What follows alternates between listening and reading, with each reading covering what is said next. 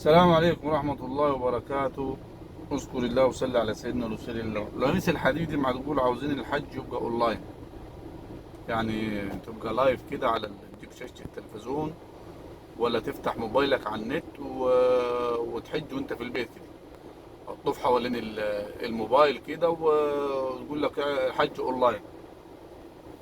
فهي ما تقول انا بسال مجرد سؤال، يعني ان انا بسال كده، مش هو انا عايز الناس تعمل، بس ليه ما نفكرش مثلا نعمل الحج اونلاين؟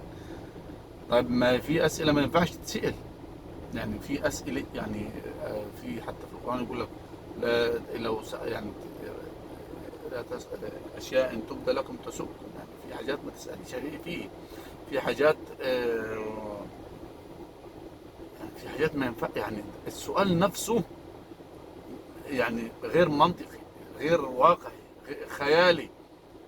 يعني طب ما انا كده بقى ما اروحش اصلي المسجد في المسجد مثلا وابقى الامام كده، بجيب امام كده بيصلي مثلا بس مباشر وهو يقول الله اكبر الله اكبر ونصلي.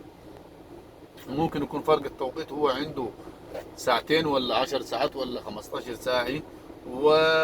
و... وانا عندي كده، وانا اصلي العصر وهو يكون ما اصلي في الظهر.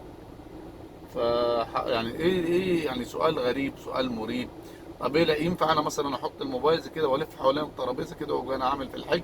يعني اجيب بس مباشر كده على الكعبه والف انا حوالين الموبايل ويبقى كده العمره تمام، ولما اجي اجيب صوره البث المباشر على جبل عرفات واقف فوق الموبايل كده، ولما في رمي الجمرات كده احط الموبايل على النصب بتاع الشيطان دي واقعد ارمي على الموبايل جمرات كده وحرام عليكم اتقوا الله فينا، يعني ما وصلتش لكديته. حسبنا الله ونعم الوكيل.